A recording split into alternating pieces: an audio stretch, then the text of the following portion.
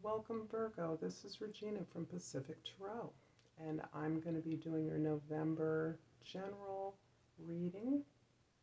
I've already pulled a horoscope spread, and I'm using a new deck in addition to the Egyptian Tarot called the Intuitive Night Goddess Tarot. So I'm going to start, Virgo, by reading the bottom of this deck. And the bottom of the deck has the Ten of Wands. Ten of Wands is showing you, Virgo, having depleted yourself recently by your attempt to complete and finish a project, complete a whole cycle of activities that adheres towards some important goal right now.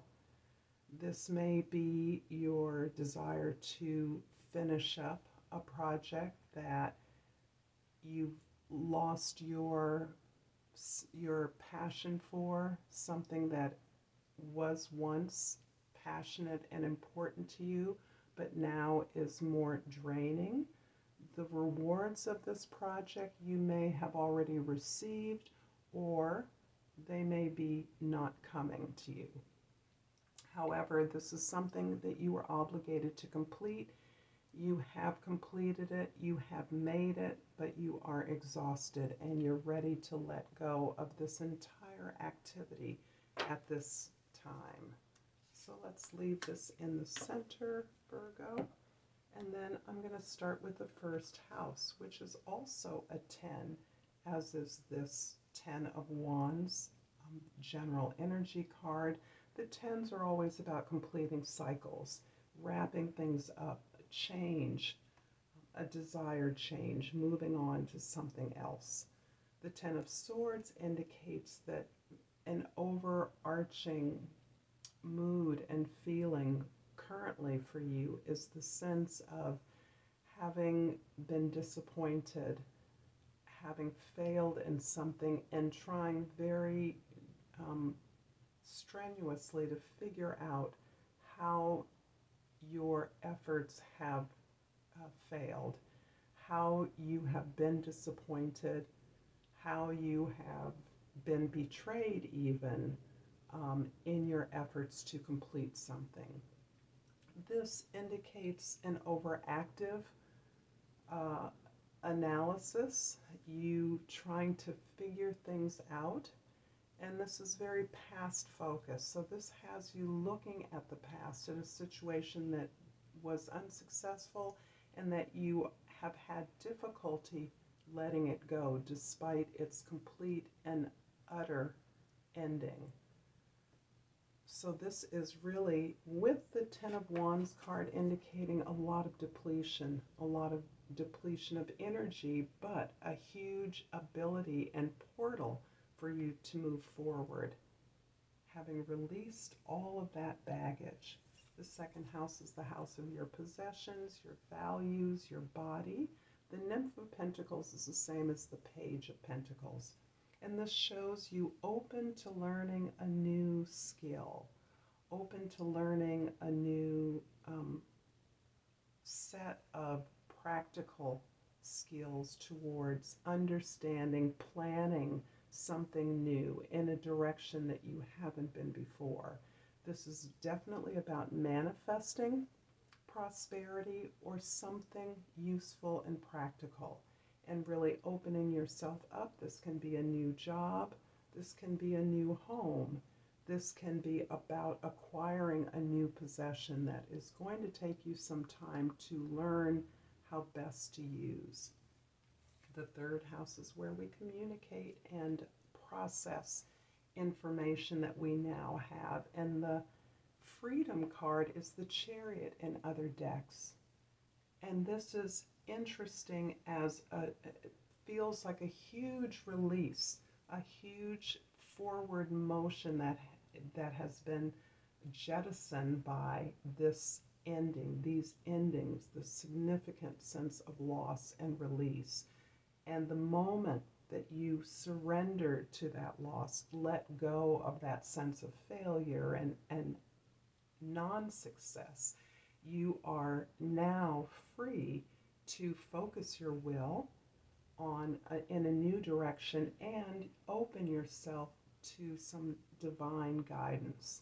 You're opening yourself up to asking your elders, your mentors, your teachers, people you admire, authorities that you trust for guidance along a new path that has everything to do with opening of your heart and a focusing of your desire.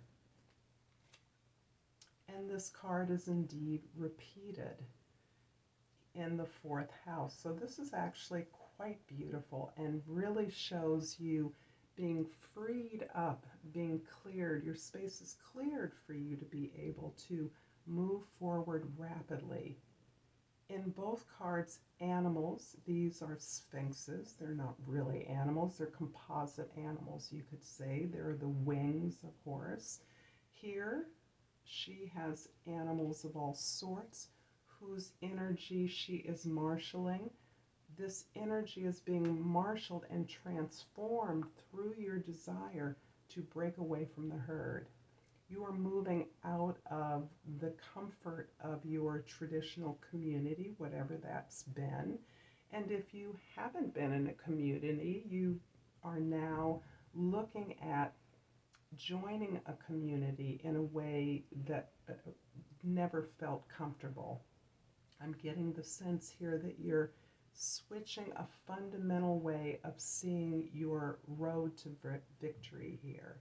But you're moving away from what's comfortable in the conventional wisdom that you have always abided by. And you are developing, evolving new goals that require you to break away from the crowd.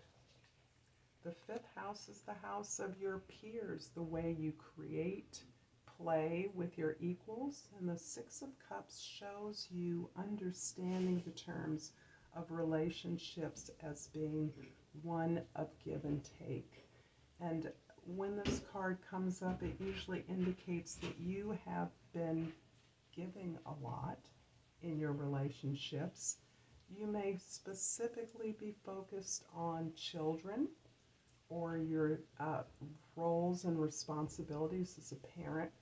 However, that relationship is helping you to learn the wisdom of equality in relationships, so that giving and receiving are an equal dance. They're an equal agreement in a relationship.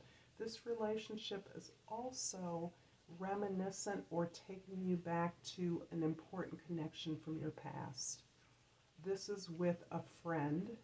This is with a friend who understood and knew you thoroughly. And it was a natural connection. And this is taking you to a more innocent time in your life when your skills, your friendships were more naturally evolving and thus more pleasurable, and work was play. And as is now, reminding you that your work has many creative elements to it. The sixth house is where we take care of ourselves. We organize our lives so that we're efficient and healthy. The Four of Pentacles indicates your desire to ground your material success, to provide and create a foundation for yourself. This card also indicates a guardedness on your part, where you have been successful in building up your own resources. You have actually become guarded or a bit suspicious that others are trying to take something from you that you can't get again. And that feels as though it may be part of your attempting to reestablish yourself on a firm setting, Virgo. You're attempting here to reestablish yourself as independent, as healthy, as whole so that you are able to support yourself in any endeavor that you pursue. The seventh house is your significant others, be they people, places, or things. The Seven of Swords shows you reclaiming some important parts of yourself, and I'm getting a picture of you're moving away from this conventional set of expectations that you have labored within or have taken for granted. Is also part of a reclamation of some important aspect of yourself. And this can take you back to perhaps the beginning of your career work.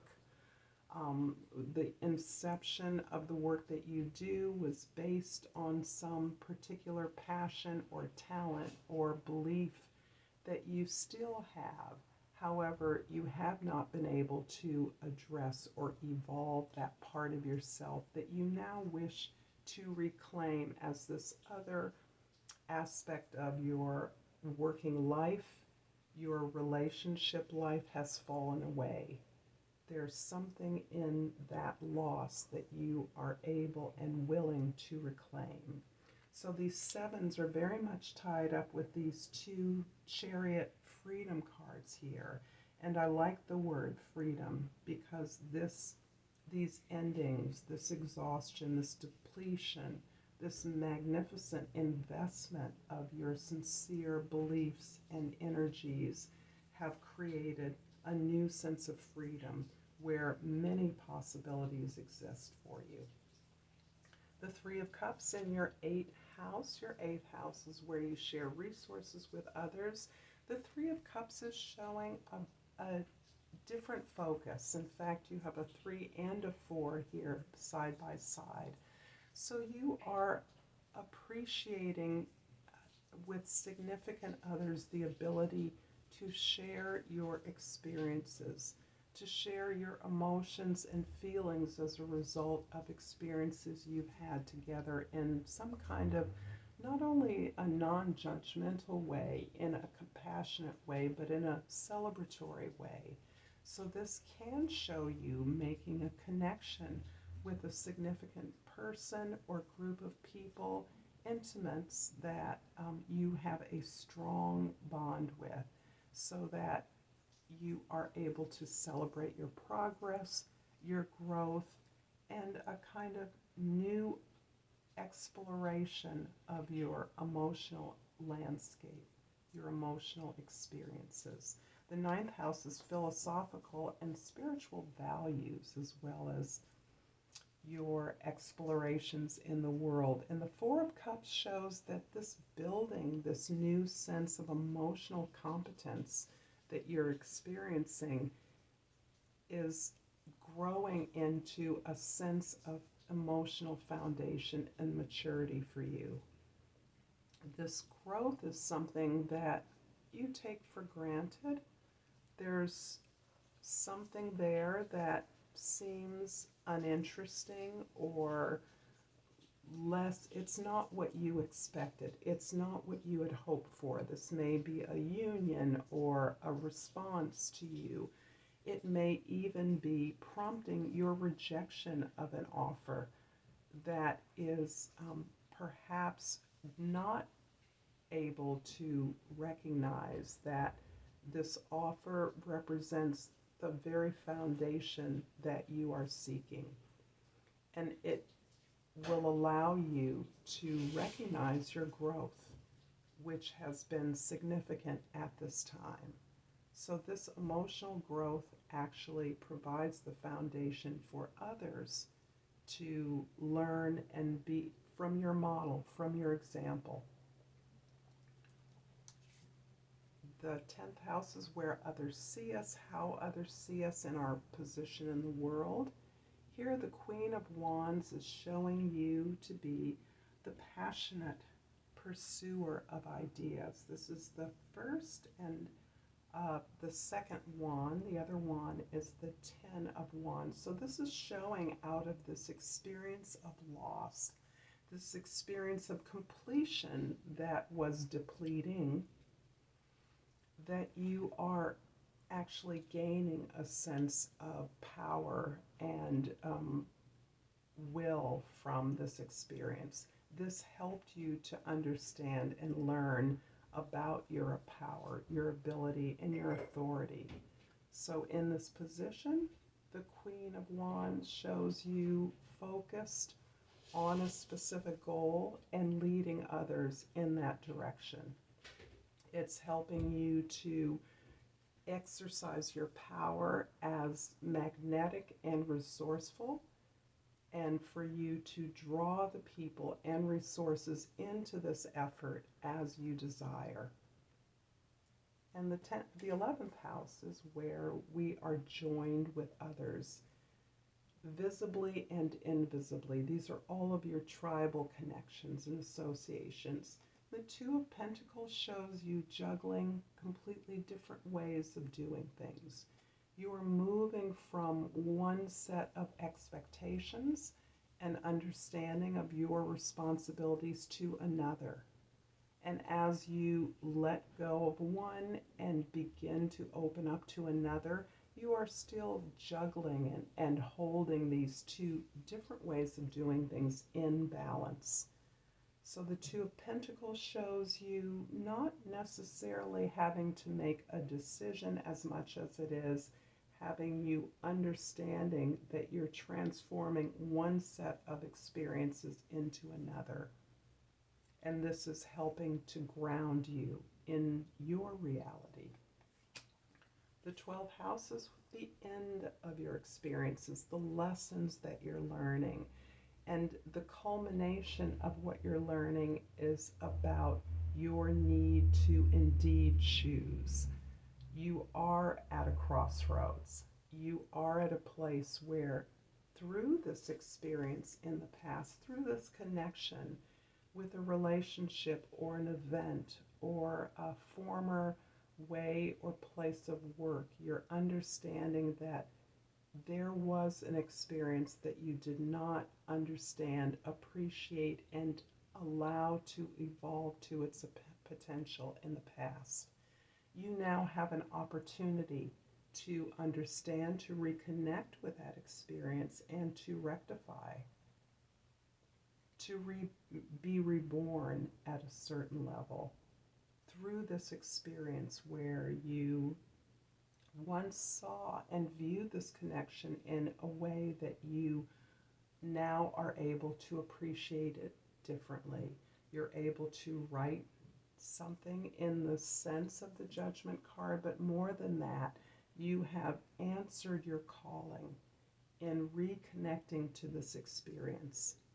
It can be through your memory, through the past. It need not be a tangible.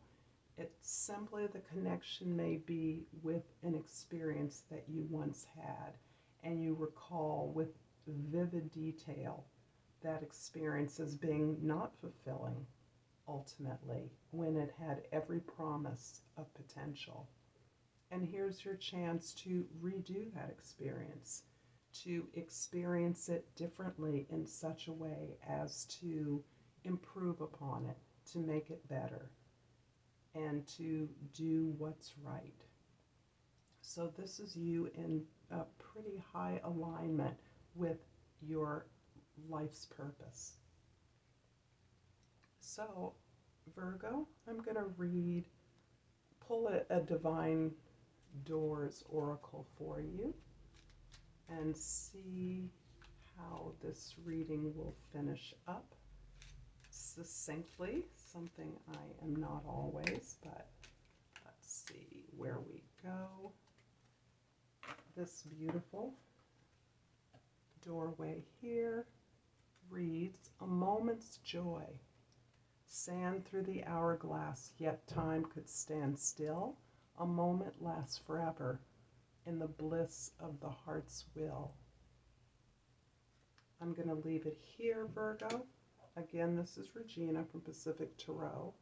I thank you for your presence here, and would invite you to like this video if you found it useful or helpful or entertaining, and it will help me greatly. Thank you. Until next time, Namaste.